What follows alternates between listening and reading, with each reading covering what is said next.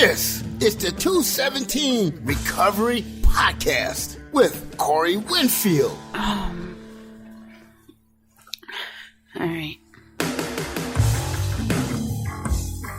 Christmas Eve, December 24th, 2020. This is the 217 Recovery Podcast, and my name is Corey Winfield. And Marney Winfield here. Yeah, Christmas Eve, and Marney, this is your first ever Christmas Eve with in-laws. How was it? It was fantastic. Yeah. It was warm and welcoming, and there was gift giving and wonderful food and lots of interaction with nephews and nieces, and it was awesome. Who do you hate the most? Yeah, no. Absolutely nobody. Everybody's awesome in your family. Who do you like the least? That's not going to happen. That's not even... Marney. No, because I don't hate anyone. Okay, I have to ask these hard-hitting questions, though, just to see, you know, if you did hate one, would you say? Or would you not? There's nobody to hate. Your family is so wonderful. Sweet. Oh. I'm being serious. Yeah. No, but it was a good time. And did you feel awkward? I mean, it's not like the first time you've met my family, and you know, just that we're married now is now the in-laws part of it. And I'm feeling kind of nervous about your family stuff coming up this weekend. Oh, you are? Well, yeah. See, you haven't been around my family as much as I've been around yours.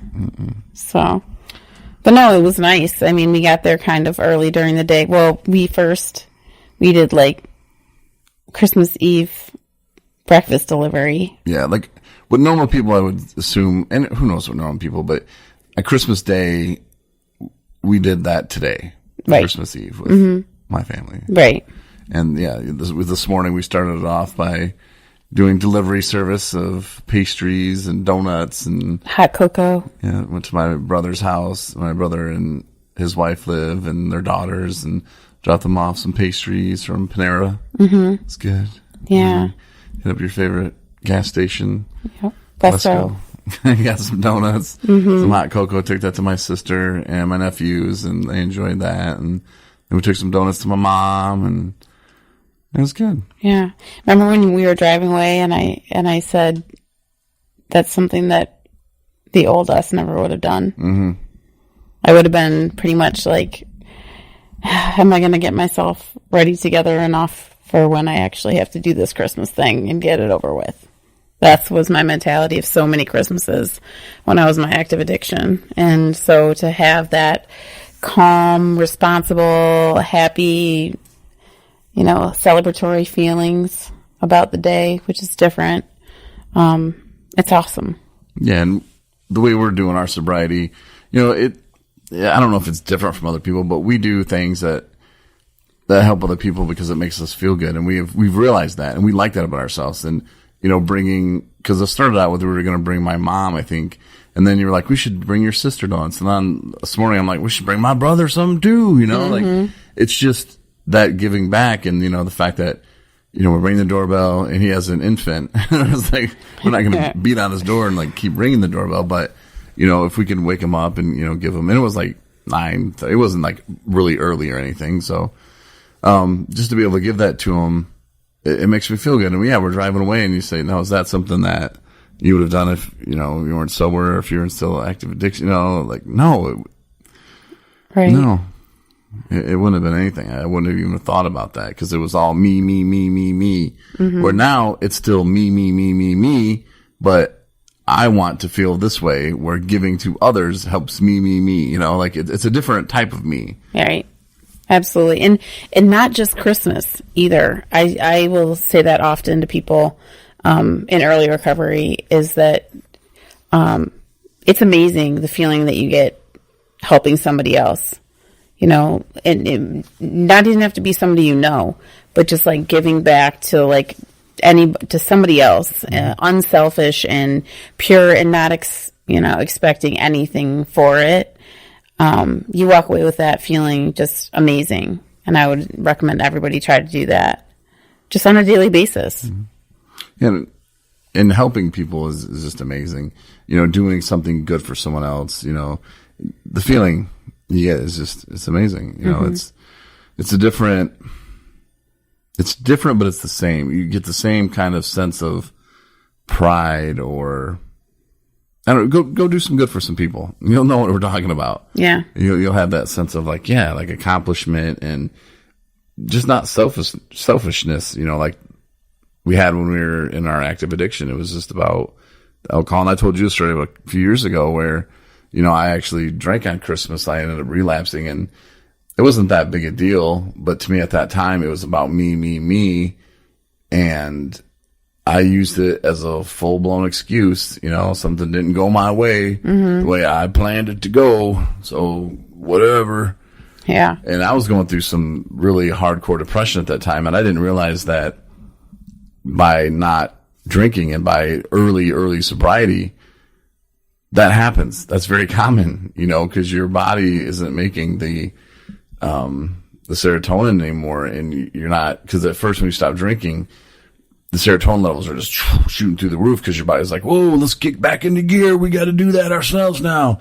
And after a while, it's just like, we can't, you know, and it just kind of comes to a halt until it can balance itself out. And so that it's natural. And that's why a lot of people, they call it hitting the wall. And I don't know, I want to say it was different later on, because that was when I was very first trying to get sober.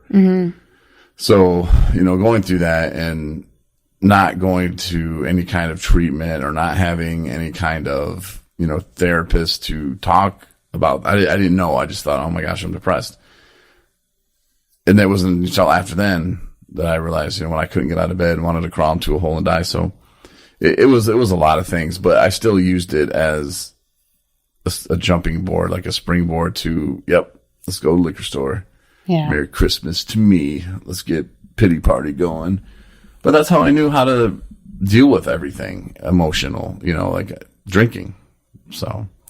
Yeah. And obviously that's not, I mean, if you can catch yourself and look for those flags, that is extremely helpful. Like you catch yourself feeling some kind of way and you just need to call somebody, you know, get the feelings that you're having out there. You know, say, I'm feeling squirrely, you know, like this is what's been going on in my life, in my world right now. And this is not cool because it's Christmas. Well, we can't, you know, we're not in control of that sometimes. So, you know, talk about it. Well, how my brain looked at it was, I didn't want to call anybody. Of course not. Because Christmas is perfect. I put in my appearance. I can go home, and I had a bottle waiting in the trunk, and oh man, that's all I could think about. And I was getting really irritated with my family members for not following my plan. You know, I'm like, they're supposed to be here right now. Let's go. Come on, let's open gifts. I gotta go. I got stuff to do. And my brain was like, no, this is perfect because they're all going to be busy doing Christmas stuff. I just need to get out of here now. And then I can go home and be in my own world. And like I said, throw a pity party or whatever. I was thinking, you know, I obviously wasn't thinking pity party, but I was just thinking I got to quit feeling these emotions. And the only way, like I said, I knew how to do that was alcohol, but it's hard at the beginning. Like it's a struggle. It was for me anyway. I mean, maybe it's easier for other people, but for me, it was such a struggle to, like you said, recognize, okay, I need some help. You know, now once I started having 3 months sober, and then, you know, I would relapse, and then 3 months, and then relapse, and then 4 months. And, you know, once I started getting some of that going, it was a little bit easier, and I didn't hit the wall quite as hard as I did that first time. But when you go from 20 years of drinking to, you know, now you're not drinking for 4 months, you almost died, but then you drink again, and then you still drink, and then you wait a month. Like I hadn't really cleared that 20 years of drinking from my brain yet. So, you know, if you go through a depression when you stop drinking at first, you know, just know that's normal. You know, if I would have known that, and if I would have been in some kind of outpatient treatment program, seeing a therapist, I'm sure it would have been easier.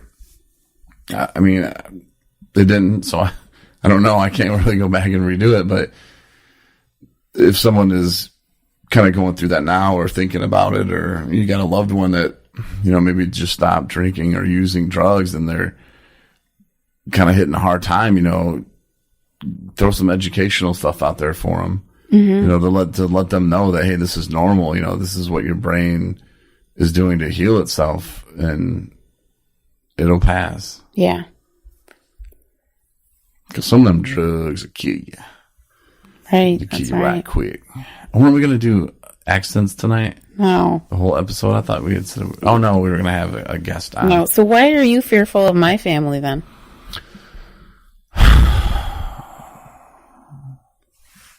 Well, it's because of the demands that your mother had placed on me on our wedding night. Oh my gosh. Minutes after the I do's. And she's just like wicked hardcore demands. That's ridiculous. Can you go out and get that food from the other building? Wow. This is going to be a tough situation. See, I felt the opposite because I took a nice little nap on your couch today watching It's a Wonderful Life at your parents' house. Actually, it was Muppet Christmas, but that's fine. Well, it started off being It's a Wonderful Life, and then it was Muppet Christmas. It was an amazing afternoon. Yeah. Well, and then, other members of your family, like your brother, I don't really know that well, and I don't know if we could sit around and talk fantasy football. I don't know, the things that I probably not have in common with them, so I just feel like there's going to be, an awkward sense of, you'd be surprised. No, the most important thing is that my family knows, and I think this goes for anybody in relationships when you're in recovery, is when you're interacting, it doesn't even have to be a significant other, but when you're interacting with other people in your life, in your free time, that are good for you and that support where you're at and what you're doing with your recovery and with your life, your family will accept those people and love those people because they know that you need people like that in your life to survive, and that you're a compliment to those people are a compliment to what you're trying to do. So, yeah, I would say that in general, surround yourself. This goes right back to just surround yourself with people that are on the same page as you in general. Doesn't even need to be in the romantic sense, and just, you're the people that you hang out with, the people you go get coffee with, the people that you call up to have them come over, order pizza, whatever. Have those people be so at least supportive. They don't necessarily have to be in recovery themselves, but have to know and recognize that you're a new and you'd be surprised that there are a lot of people out there that will support what you're doing. Yeah, but that's cool that they support that. And yeah, they should want me in your life because I'm freaking awesome. No, but I'm just kidding. But not really, but kind of. But I just don't know what to talk with them about, and it just makes me uncomfortable. And when I was uncomfortable, I would, use. So that's something that, I'm not going to drink or anything, but it's a situation where if you are going into a new relationship and you're meeting the significant other's family, and say you got 4 months sober, that's something that you might really want to be very mindful of, going into that. Okay, I have to be on guard.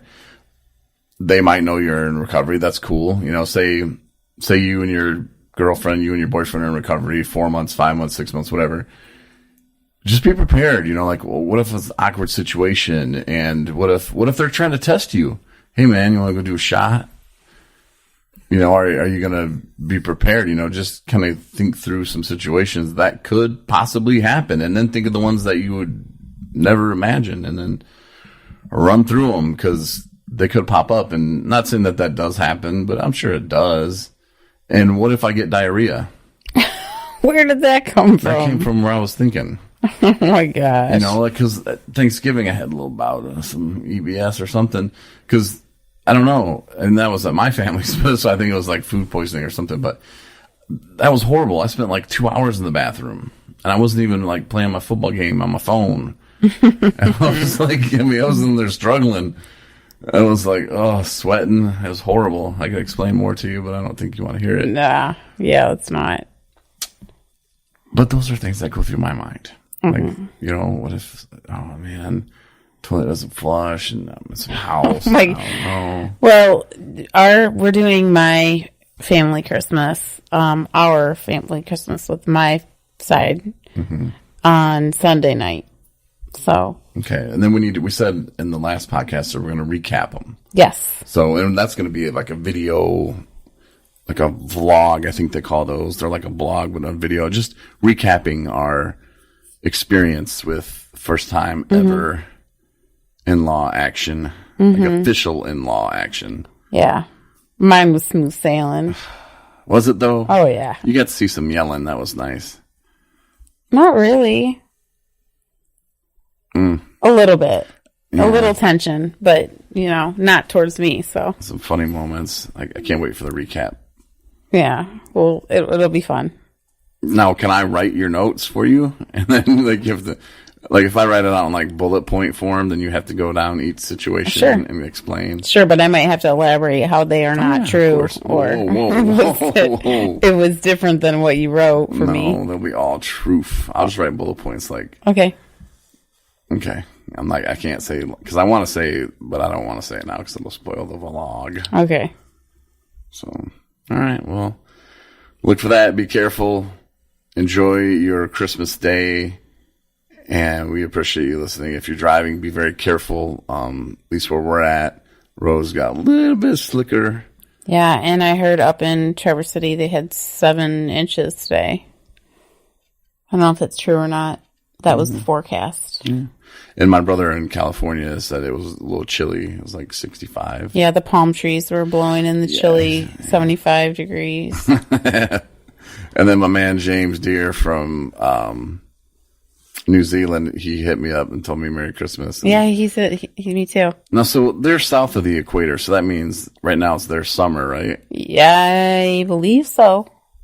Yeah? I know the toilet flush is different. South of the equator, right? Yeah. Yeah. And then it goes the other way. It spins the other way. But that's so important. Yeah, but I thought it was if they're below the equator or whatever. I don't know. No, I know what you mean. That their summer is our winter, and so yeah, our winter is their summer. So good day, mate. Thanks for the barbie and the shrimp that you put on it. Yeah. You say it. And happy holidays to everyone in whatever capacity you celebrate. That's awesome. Spend time with your loved ones and have a safe and sober holiday. Yeah, we'll talk to you Saturday. Sounds good. Saturday it is. And then look out for the vlogs. Right on. Get the app, 217 Recovery. It's available everywhere. And check out our website. Move some things around. It looks cool. Does look cool. Yeah, 217recovery.com. See ya. See you.